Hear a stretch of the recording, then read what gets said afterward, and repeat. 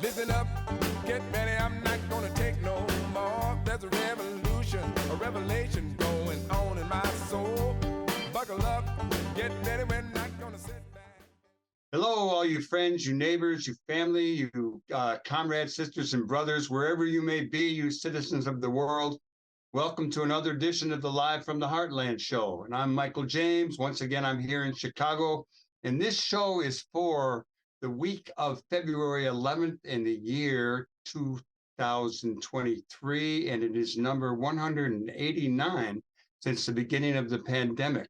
And I'm really glad to say that our first guest, so to speak, sometimes a co-host, sometimes a co-producer, is the one and only Katy Hogan, and we're glad to have her here today. She's working hard to re-elect a certain alderwoman, and we appreciate all that Katy does, and I'm really so happy that she decided that she would join us today. Good morning. It's always nice to see you, Michael, even in this configuration. Let's just start off. We're going to do about 10, 15 minutes of what we call our banter, which are little bits of things and information that we think is of interest to you listeners and viewers.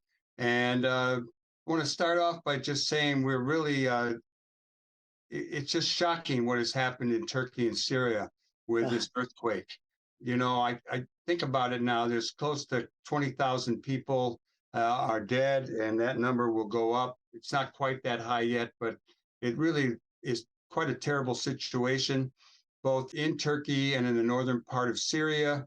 We'll keep you posted on it and efforts, but I encourage everybody to pay attention. It's just, it's kind of a warning about things that could happen to a lot of people anywhere in the world. We have no concept here of the kind of tragedy, the scope of tragedy that these people are undergoing, because so much of what was just affected by this immense activity, two different 7+ on the seismic measurement size earthquakes, one in Turkey, one in Syria, where there are thousands and thousands of people living in refugee conditions and have been for years. And we have no concept. And so I don't know what to say except that, really. Well, that's a lot. And let's, you know, there's a lot going on in the Middle East and with Israel and Palestine. We have a new right-wing government, the most right-wing government ever in Israel. And I did get a little bit of information from J Street. I'm going to read a little bit of it. As supporters of Israeli democracy and advocates of Israeli-Palestinian peace, we see this as a time of crisis, with boiling resentment in the occupied West Bank and Netanyahu's far-right government intent on inflaming things further. A dire situation has gotten worse. They go on, but I just want to call people's attention to the situation. Pay attention to what's going on in Israel. It's not good. And on another international front, I'm going to go here now, talk about Peru. Congress in Peru has voted once again against bringing the general elections forward to December of 2023. Many of you know that Pedro Castillo, the peasant bus driving union organizer who was elected president, was really restrained by the Congress. He tried to oust the Congress. He got ousted himself. His successor, Dina Boluarte, who is kind of a progressive, hasn't been real good, but she is calling for the elections to happen earlier. A little bit of the specifics of what's going on the street, so to speak. Peru is the biggest copper mine. Their biggest copper mines have been able to continue their production while attacks and protests have roiled the Andean nation for 2 months. There is prediction that the world's #2 copper producer, while it has continued to do their mining, a source close to one major mine said the risk of stoppages are rising. So that's happening. Little bit of good news. I want to share what I got in the mail. I got 2 things in the mail, and this is one of the most beautiful books I've ever seen. It's by a guy named Baldwin Lee, and Baldwin Lee is a Chinese American, born in New York, raised in Chinatown. He's probably about 70 years old, was educated at MIT and at Yale. He studied with some famous photographers, including Walker Evans at Yale. And I really, not only the picture's beautiful, but I kind of like the way he goes about it. He would see people, he lives in the South, he lives in, I think, Knoxville, somewhere in Tennessee now. And he would see people in the South and he would just go up to them and sort of start talking and eventually ask if he could take their picture. And he would pose them a little bit. So you have all these scenes of people hanging out and he'd say, oh, that's a nice pose. Maybe move a little this way or that way. But he'd get them to kind of relax. And it is a gorgeous book. I hadn't known about this fellow before. Baldwin Lee, check him out. And on another front with the Mail, the 50th year issue of The Sun. And those of you who've listened or watched this show before know that we love The Sun. We love the photographs, the short stories. And Katy has actually hung out with The Sun people. And you went to a workshop there once, I think. Yeah, no, two of them I went to. One in the Sun magazine got me to Big Sur finally after we sold the Heartland. That was a lovely visit. And I also got to go to Asheville, North Carolina, and the environs above it, Boone, for another one of their writing workshops. Yeah, we love the Sun. Bless them. Long may they wave. A little bit more on photography. This may be a little bit self-serving, but I am really happy to announce that Yuri Eichen asked me, their theme is imperialism, and they asked me to put together a show. So I have been working on a presentation of what I call border crossings or crossing borders about Mexico, Nicaragua, and Cuba. And that will be opening on March 10th, a Friday night, down at Yuri Eichen Gallery, 2200 South Halsted. And if you really can't wait to see my stuff, Scout at 5300 North Clark has a number of my photographs, as do the Common Cup and Archie's, two wonderful places here in Chicago in the 49th Ward. I'm also in the Cultural Center downtown, the old library. So that's it if you want to see Michael James photos. Katy, I'm going to turn it over to you for a little bit about the election coming up and the Network 49 endorsement session. Michael, you got to know that all your friends are really proud of your photography know-how, and that what did you call it? A little self-serving announcement. I mean, look, you've got photos in 4 places currently around the city, including the Cultural Center downtown. You rock, dude. You rock. I'm working at it. I appreciate it, and all the support that I get from you and a lot of other people. All right. So yeah, it's voting season in Chicago. If it is a season that once had freezing cold temperatures and 5 feet of snow, yes, it's election time. Unfortunately, for those who originally scheduled those kinds of elections, hoping it would dull the turnout, we have climate change seasons now. We don't know what is ever going to happen, but right now it's actually sunny and kind of mild. So we're coming up on February 28th is the municipal election.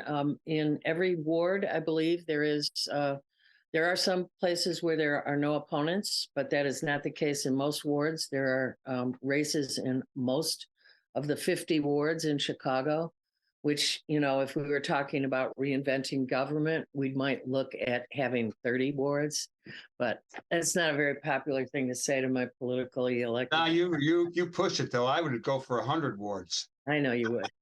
Anyway, and actually, as it stands, each ward is supposed to have 55,000 people in it, and there's only a couple of wards in the city, I can name them, but I won't, that have always registered as many of their adult citizens as they can, and we are not one of them. So, and there are many that fall way below us as well. So right now, the municipals include this rather interesting mayoral race. Lori Lightfoot is running for her office for re-election. She's got her biggest opponents right now, if we just start off with it, are Paul Vallis and Chuy Garcia. She's got a lot of hungry youngins at her heels. Brandon Johnson is the chosen of the more left and, of course, the Chicago Teachers Union, but voters who have in the past organized themselves in pretty strong numbers to turn out a vote for their candidate in the prior, which was 8 years ago, Chuy Garcia. Yeah, Michael. I was going to say that in addition to the mayoral race, and we're going to have Don Rose on shortly, and he's going to give us his perspective on the mayoral race. There are also election going on for city clerk, city treasurer, city council. I don't know if there's any really congested or competition in those. And then there are the police district councils. For each police district, we elect 3 people to the new police district councils. And we've had a number of people on talking about that. If you check out last week on youtube.com/heartlandmedia/videos, you can see Marilyn Pagan Banks, who is a candidate here in the 24th district. And then we also had Joe Osbaker and Frank Chapman talking about citywide work on these police community oversight boards. Kate, do you want to talk about the Network 49 forum we're going to have? Just let people know. Sure. We will do the Network 49 mayoral endorsement, which is always pretty highly engaged in process by us. And because of all the candidates, I think that'll happen again. We have sent out questionnaires to all the candidates. We got them back from 5. Those 5 candidates will be who we will consider on our ranked choice ballot on the 15th. It's going to be a Zoom meeting, which is open to the public of 49th Ward. However, ballots will only be sent to our membership as a result. So, and to get the results, sorry. I am completely fascinated what will happen because of the fact that we did not get results or questionnaires back, from either the mayor or Mr. Paul Vallis. They will not be on the ballot. And I'm interested to hear what our membership thinks of that and how we strategize. And indeed, Chicago voters need to strategize. If you don't want one of those 2 that I've named, you're going to have to pull ourselves together. And so I look forward to that happening within 3 weeks. Yeah. All right. Well, that's good. And I'm going to do now a thing I'm calling comebacks. We did report on the High Ridge Y getting money to reopen. It'll take a few years. We also reported recently on the metro station at the Lunt in Ravenswood going to get rebuilt. And today I learned through the Block Club, which is a really good source of information, that the Congress Theater, which is in crumbles and has been supposedly being revived, still has a long way to go. And there's a story about it, but it is a gem. And of course, it makes me wonder about what's going to happen with the great old Uptown Theater in Uptown. But that's enough on comebacks. I'm going to give you a quick labor report. I've been looking at a thing called Payday Report, a guy named Mike Melk, and it's paydayreport.com. He had a list of various things going on in labor around the world. German postal workers to strike over plans to raise the retirement age. Air traffic controllers are on strike at 16 Spanish airports. And you'll remember when the traffic controllers went on strike here and Reagan busted the strike, and we've had a kind of a right-leaning government ever since on many of the 4-year periods that the government changes. And also on the labor front, the head of Hollywood's Teamsters, Local 399, urges members to save up for the event of a strike. 1,500 sharp Grossmont hospital workers vote to unionize in San Diego. And it goes on. The Portland City workers declare victory after a 12-hour strike. Sonic drive-in workers strike in South Carolina. And here in Illinois, Archer Daniel Midland workers are striking. So stay tuned. A couple of quick things. One more quick thing. LeBron James, what a hell of a guy. Not only a great basketball player, but a humanitarian. He is now the leading scorer of all time, surpassing Kareem Abdul-Jabbar on Tuesday when the Lakers, I think, beat Oklahoma City. That's it for this week's banter. I want to thank Katy for coming on and chatting with us. And I don't know if you want to stick around or not, but we'll be right back after a musical break when we bring on Don Rose, and we're going to talk about the State of the Union address that happened on Tuesday night, as well as the upcoming Chicago elections. Don't go too far. Stay tuned here on the left end of your dial.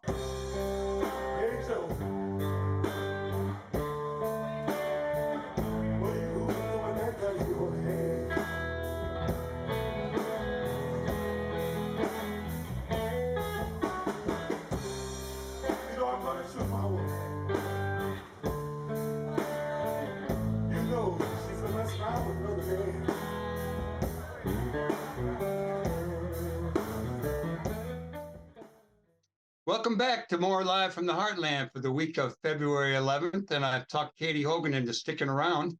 And we're going to bring on our friend Don Rose now, who has predicted every election correctly except that one. I've repeated this back in 2016 that we all missed on. Good afternoon to you, Don. How are you? We're good. How are you, Kate? You still good?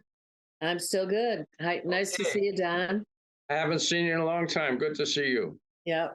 So I assume that both of you watched the State of the Union address by our President Biden. And what, Don, was your impression of the speech in general, and any particular highlights or specifics you want to bring to our attention?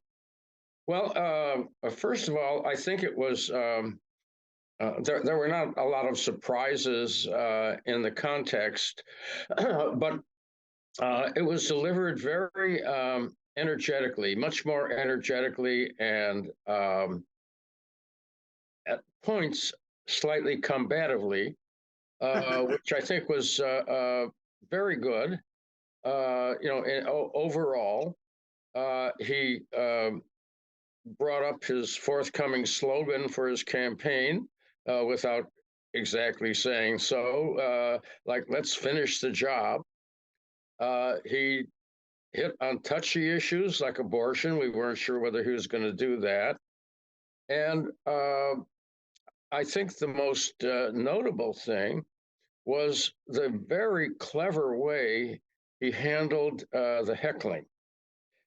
When he said that the Republicans want to end Medicare and other benefits, Medicaid, what have you, they got a lot of, hey, no, boo, boo, not so, not so.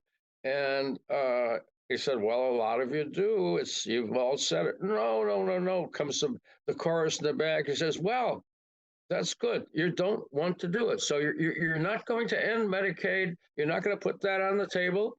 You're not going to put Social Security on the table. That's terrific. Give yourselves a great big hand. So it was brilliant. It was brilliant. Yeah, it was in a way more than I expected from him, but it was just terrific. And Don, it right before that, I thought brilliant turnaround of things when he, as you said, he said, "Oh, good. So I see we agree. Social Security, Medicaid is off the table. Medicare is off the table." But in addition to that, I get this feeling more and more when I watch our SOTU and other. Are we getting more like the British Parliament, where people just yell freely at one another? Well, this is a continuing degeneration for the State of the Union speech. It was known for its decorum up to the Obama, I forget whether it was second or third, a speech where somebody yelled out, "You lie!" Some obscure congressman who had his moment of glory there, and that was the first anybody knew about. I think the Republicans themselves were confounded. Of course, that was a different kind of Republican leadership and different kind of Republican Party at that time. So we did not know that was going to start to set a trend. I think we haven't quite reached the point where we're yelling back and forth the way the British do when they're having their parliamentary meetings, which I kind of like that. Let me share a quote with you both that I got from I think Charlie Meyerson sent something to Tom Clark, and Tom sent it to us. It says Rex Huppke, Huppke of USA Today.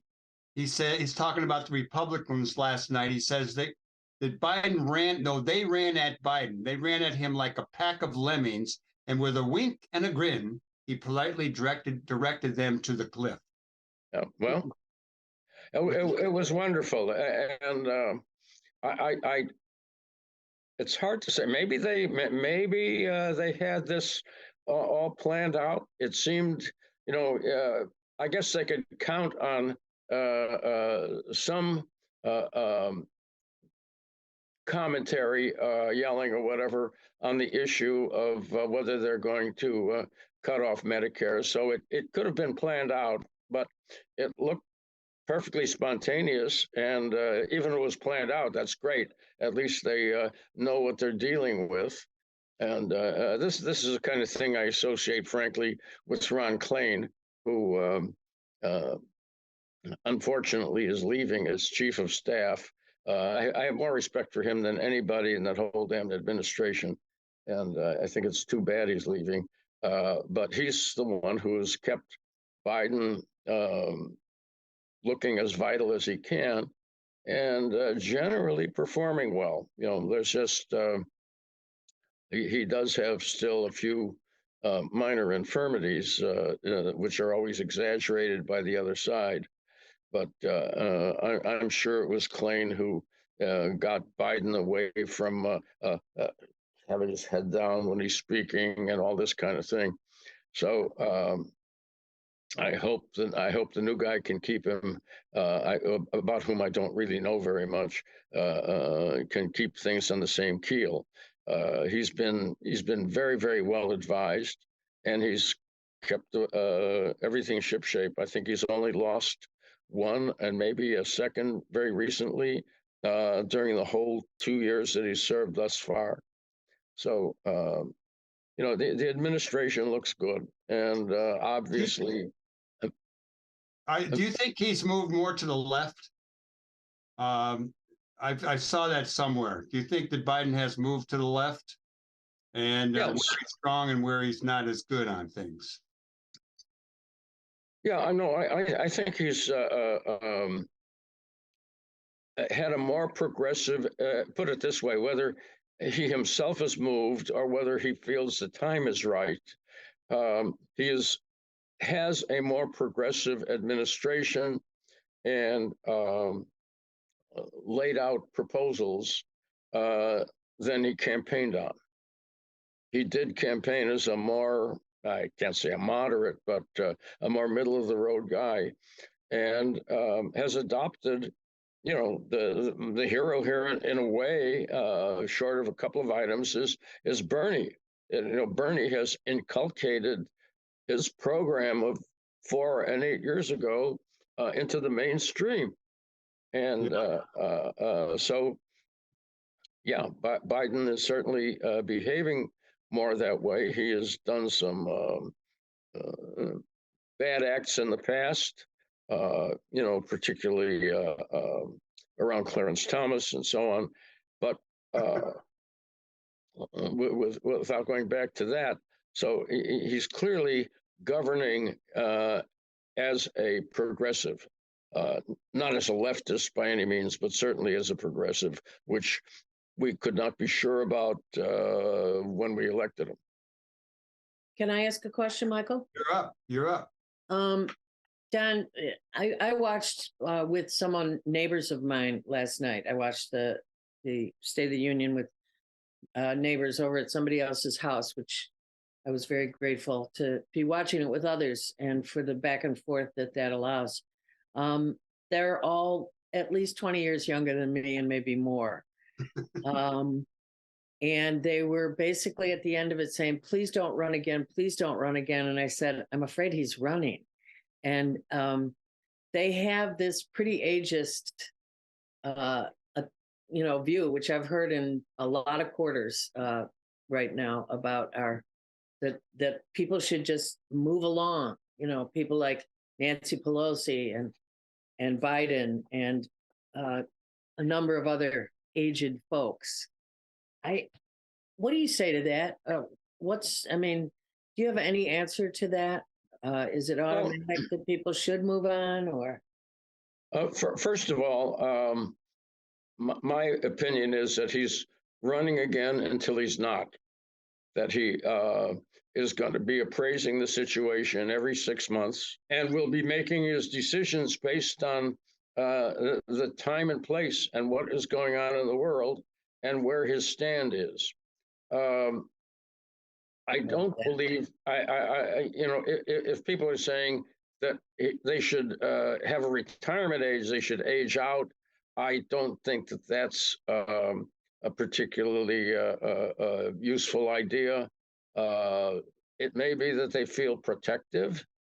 They just don't, or whether they're trying to protect him from what will certainly in the next, were he to be elected in the next year or two, or in the next 2 years, were he to be running, he would be under all kinds of attacks. Every time he hiccuped, they would call it, a mental infirmity, and people don't want to see that happening. I don't think. So there are people who want to protect him. There are people who feel that he would be a sure loser if that's that's quite possible. The sad thing is the public does not know about, for one reason, or does not appreciate all that he's done. And to have numbers as bad as they are, and as many people not realizing all that he's done or anything he's done in a way, is just a shame. And if it goes out, if he can't sell his accomplishments in the next year, he probably shouldn't run, because people have, it's upside down for sure, but people are frankly ignorant, and it's partly the way things are today with communications, and it's partly the messaging that has failed in the White House. Let me say that as a guy who's a little older than Biden, I watch him walk, and I'm rooting for him, because I know how sometimes you got the stride, and other times it's like, oh, yeah, how many more years can I hold out? And, so let me just ask this of both of you: who might, if say Biden decides that he really, you start aging a little faster as you get a little older, and if he decides not to run, who would we want to run? Who would be a likely candidate?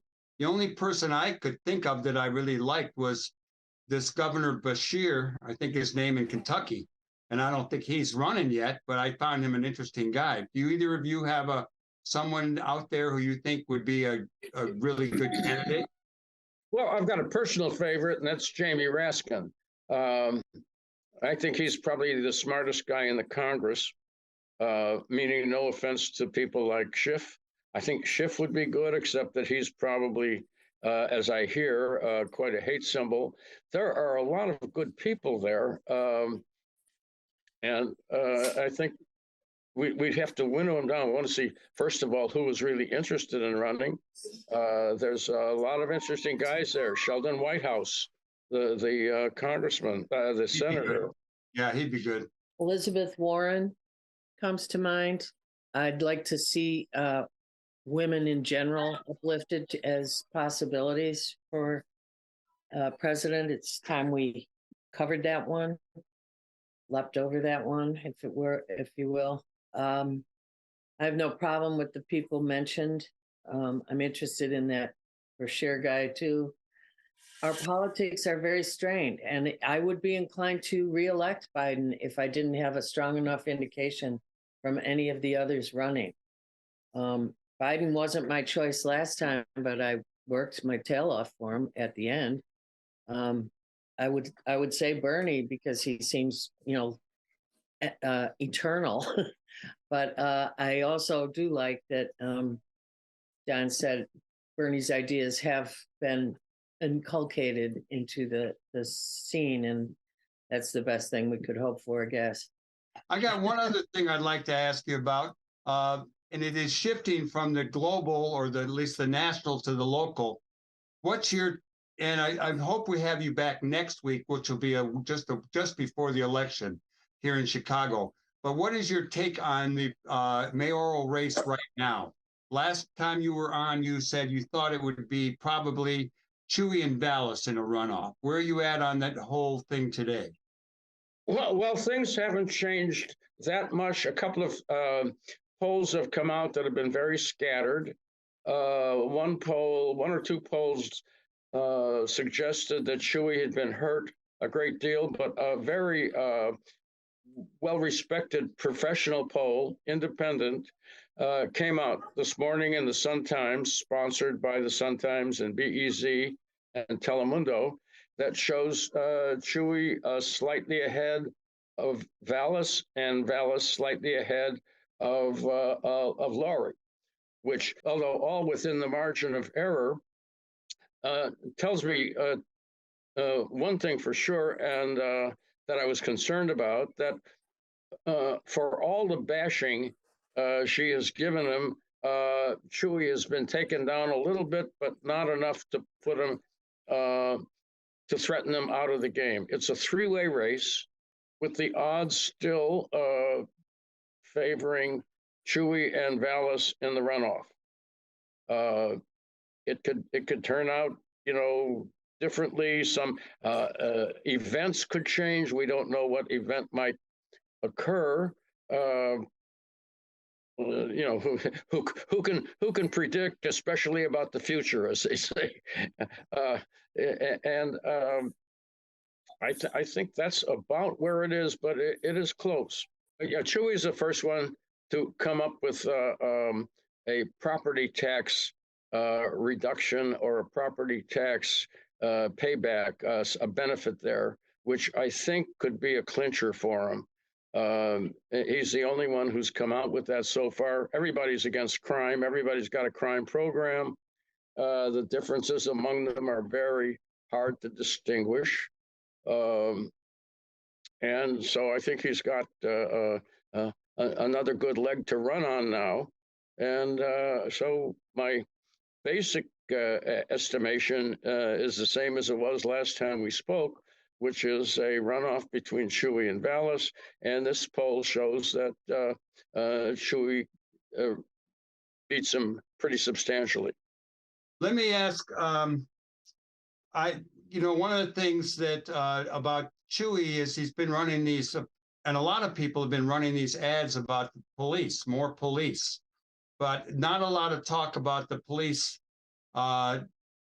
district councils that we're having elections for. Any comment on that? Is it something they don't want to touch? But I mean, Chewy, I would have expected to be more supportive of it. And some of his ads are just, more police. Well, there's been a complete failure on the part of the media and the candidates to bring that issue up at all. I think there was something in the Trib today or yesterday that was the first real mention of people running. And even the people who tried to organize it and advocate for it before the city council have done virtually nothing to tell us anything about the candidates who are running. I can't tell you in my own ward or my own district, it's beyond the ward, who the stronger advocates are. So I think that's just a failure on all parts. It simply has not made any political impact one way or the other, in absentia or otherwise. Don Rose, we're going to have you on again next week, I think. We'll see if the mayoral race has changed. We'll try to get some hard-hitting questions ready for you, but we really appreciate you coming on and sharing your insights, your knowledge, your opinions. And we're on the same page on this one. So hopefully we'll have good news next week about the mayoral race. I hope so too. See you then. Okay. I'm going to say goodbye to you, Don. I'm going to say goodbye to you, Katie. And I'm going to be taking a little short musical break. We're going to hear a little music from Jon McDonald, who is our next guest. We'll be right back here on the left end of your dial with Live from the Heartland for the week of February 11th. Okay, be right back.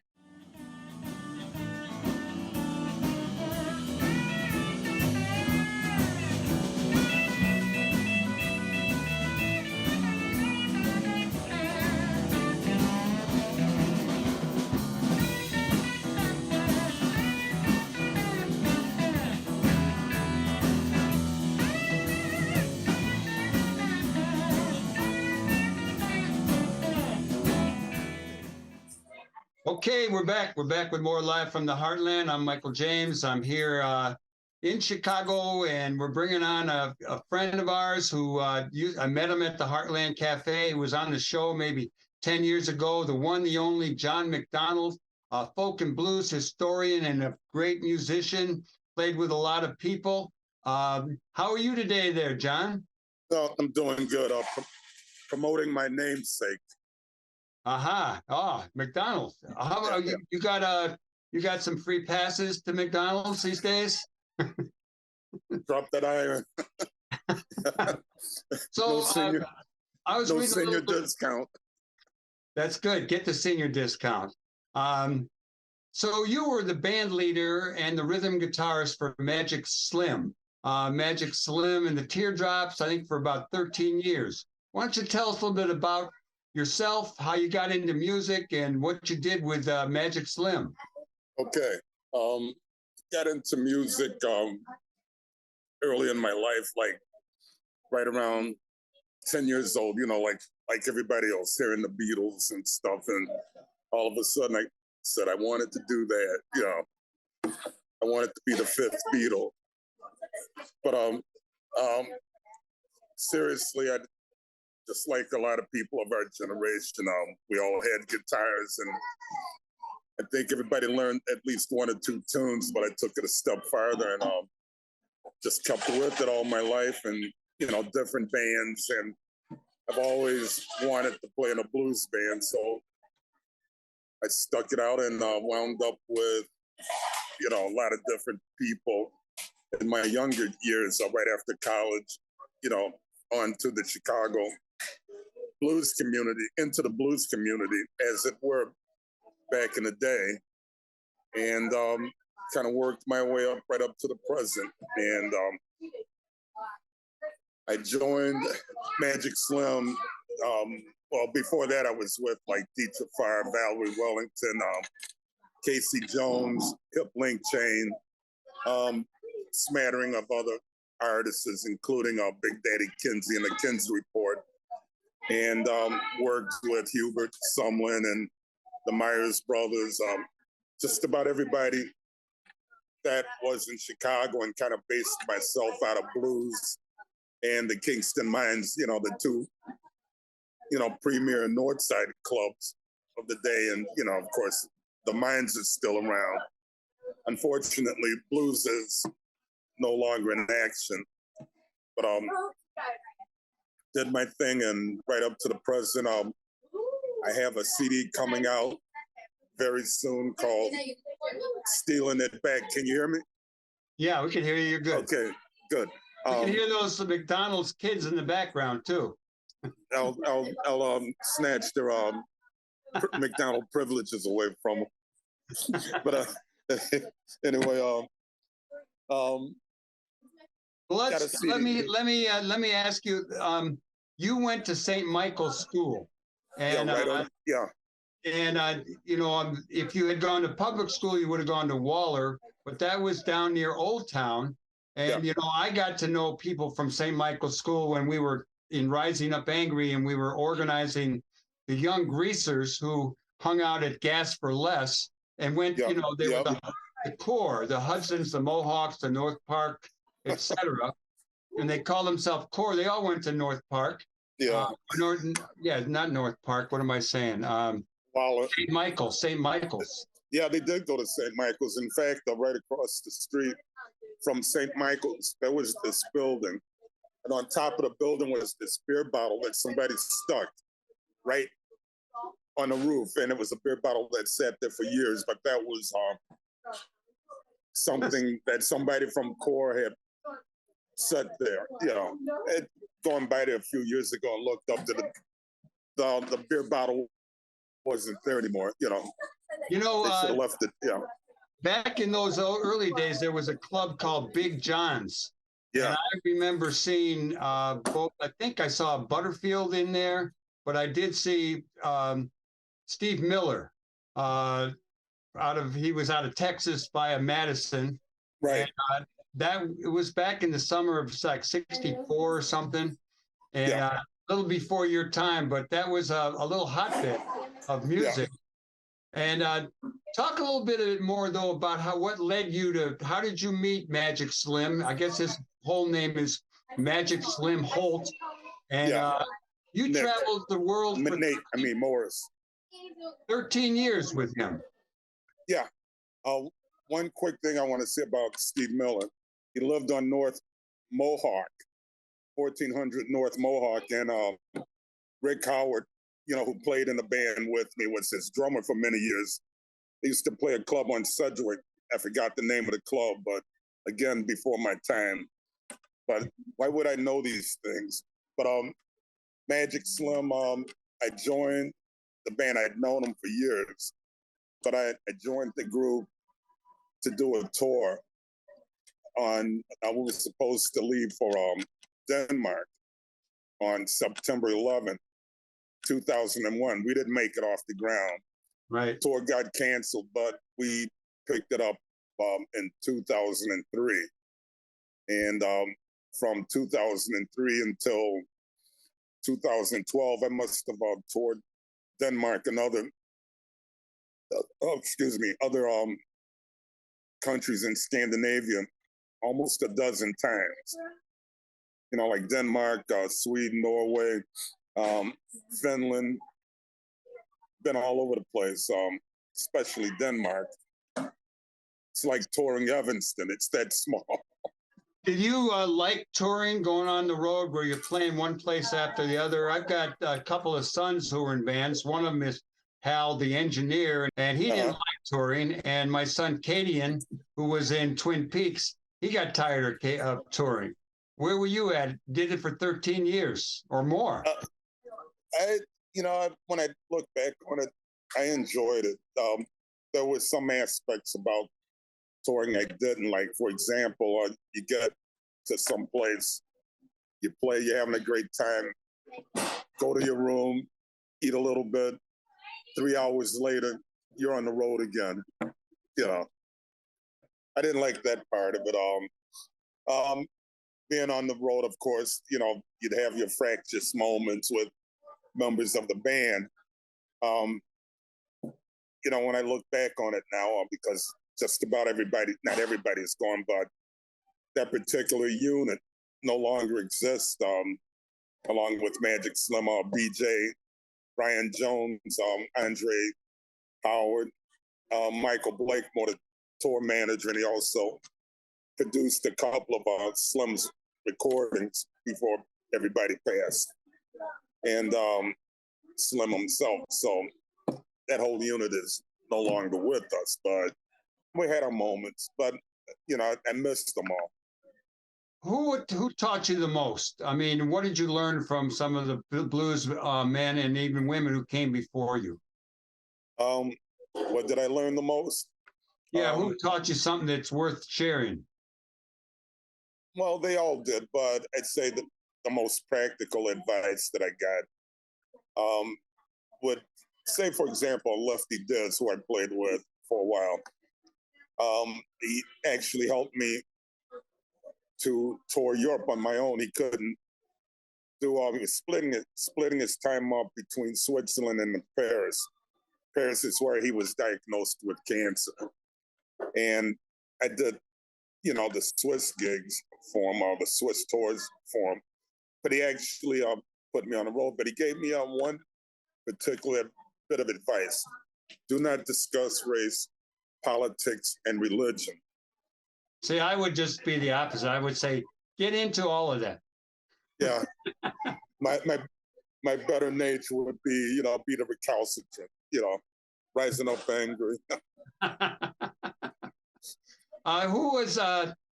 Who are your favorite musicians who influenced your actual playing the most? My favorite musicians would be Lewis Myers, Dave Myers, Hubert Sumlin, Smokey Smothers, Casey Jones, Robert Covington, and Bonnie Lee, who I really adored because we used to have fun on stage together, Yeah, and learned a lot. I'd say, working with female, vocalists like Big Time Sarah, Valerie Wellington, Deetra Fire, Lavelle White. You learn how to adapt, to each particular artist style. Coco Taylor, even who I worked with for a couple of weeks in January of 1984, before she had that accident in Kentucky. And, they're all stalwarts and they all have a particular style. And I would just try to adapt to, to the way they play. Even now with some of the current female players, everybody has a way of doing a particular song. That's where I'm at. What do Jon McDonald, what is the status of blues today? In Chicago, around the country, even around the world? I'm thinking back to my early days of, certainly I was listening to Jimmy Reed and, a lot of people real early. But then when I came to Chicago, the first show I actually went to was probably in '62 at a place called the Fat Black Pussycat. It was on Broadway, just north of where Clark and Broadway split at Diversey. And I was there, a math professor from Lake Forest took me there, and it was Muddy Waters and James Cotton and some white kids. And I think it was Corky Siegel and Jim Schwall. And that was the first I started seeing a lot of the white kids playing the blues and getting involved. And I wondered if that's still the case today, or are African Americans, certainly there's plenty of African Americans doing the blues, but I wondered how that's playing out. Is it a universal music now? Everybody's playing it, or do they have to experience some dire situation to sing the tune correctly? I would say, as you said, dire situation to sing the tune correctly, which I'm kind of mentoring a couple of people. I said, if you're going to sing this music, sing it right. And I said, if you really want to know you're singing it right, go to a black club and see, where you stand. Where the music is now is you have a lot of white kids wanting to play the blues, but it's not like our generation where it was new to a younger generation back in the day, but they were nailing it. They were more attentive to the artists, to a lot of the artists from the South, like Big Joe Williams, even Reverend Gary Davis, even Muddy Waters and Howlin' Wolf. There was more respect towards the older generation of musicians. There was a lot to learn, but I think we all had that same value system, show respect towards your elders, regardless of their race and color. Now, nobody has no respect for us. I don't know if it's disrespectful to share this, but I remember being at Grinnell College in sometime 60 or 61. And blind Reverend Gary Davis was there, and he was blind. Right. But then I saw him pinch a young woman on the you-know-where. Oh, really? And so I realized that some guys who are blind are maybe not all blind, but that was the only time I saw the blind Reverend Gary Davis. Oh, I bet it. Well, you can call me Blind Jon McDonald, and if you see me, Can't do that anymore. no. Well, I have a friend who calls me, Blind John Rabinowitz. Where are you playing these days? Where would people go and see you? And what are some good? You mentioned black blues clubs. Tell me where they are, what they are, and what blues clubs are around in general. Because as I get older, I'm feeling a greater urge to go out at night and hear music. Well, the only blues club that I would subscribe to, that's all, well, actually two, predominantly black. One of my favorite, venues in Chicago would be the Waterhole, 1400 Southwestern. And the thing that I like about the Waterhole, the audience is predominantly black, but the owner, I forgot what they call him, Tony, I think his name is. He likes a variety. He balanced it out, with white musicians and black musicians, and they run a jam session there on Wednesdays, run by Laureen every other Wednesday. And she's well connected with, the Waterhole and does her thing around town. There's a club in Chicago Heights called WLUW on South Halsted near Route 30.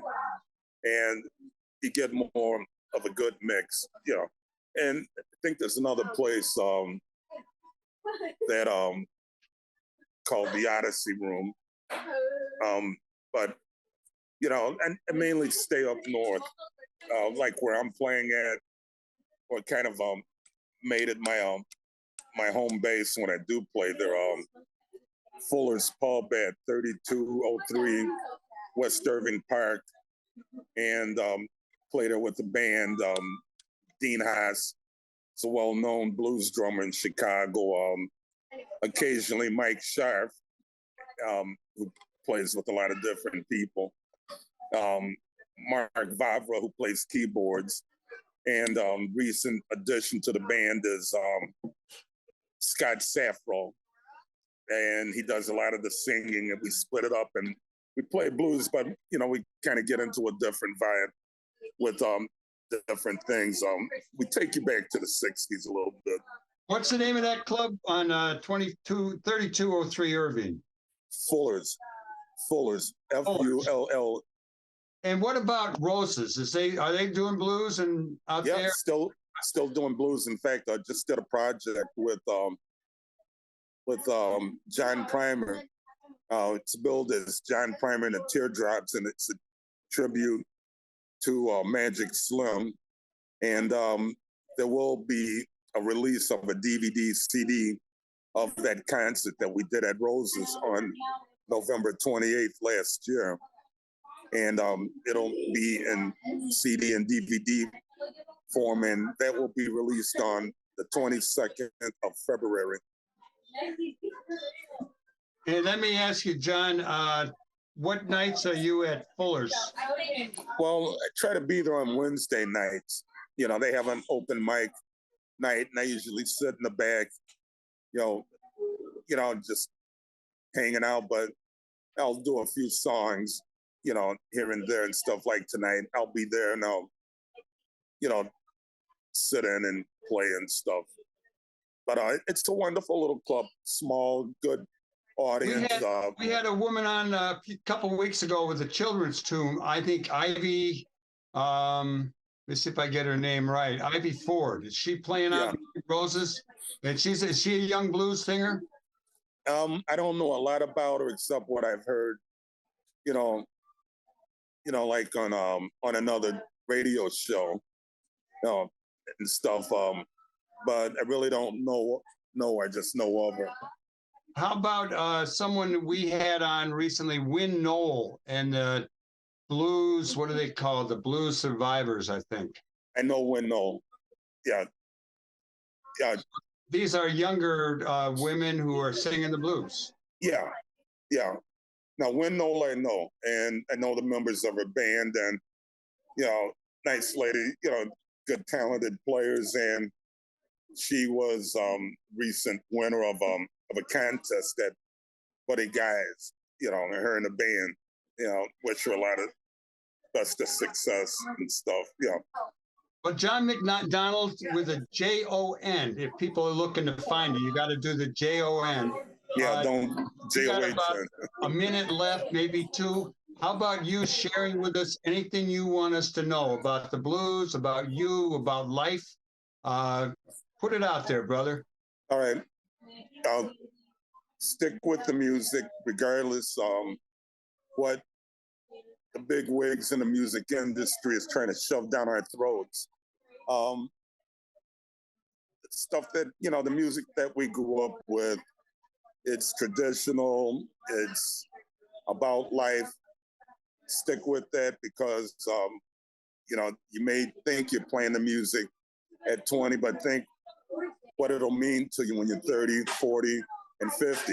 And when we're all gone, the younger generation has a responsibility like we have, keep it going, keep it flowing, and tell your story. Well, that's good. So the next time we could see you is on a Wednesday night at Fuller's on Irving Park Road.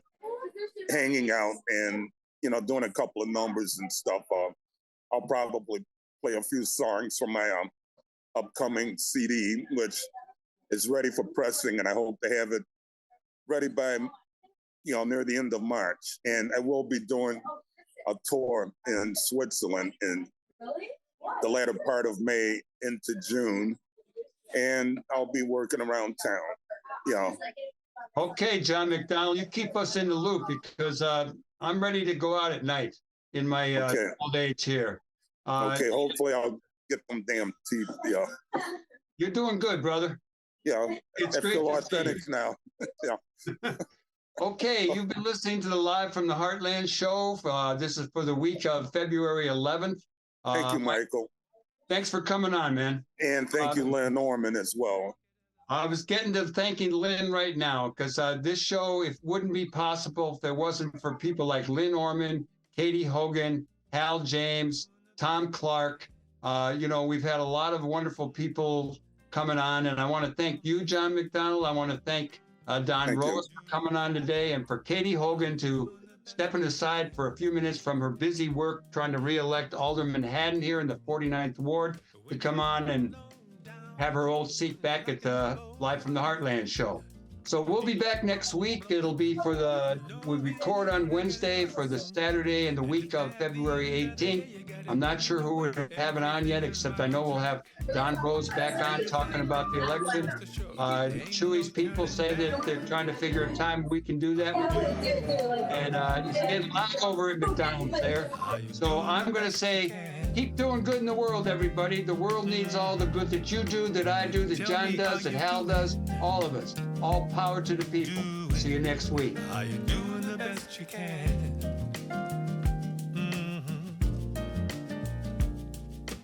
Over the mountain, under the big blue sky, you got a dream awaiting. I can see it in your eye. It may not come easy, but you've got a friend. I'll be by your side the entire ride. Just let me hear you say amen. Are you doing the best you can? Tell me, are you doing? Are you doing the best you can?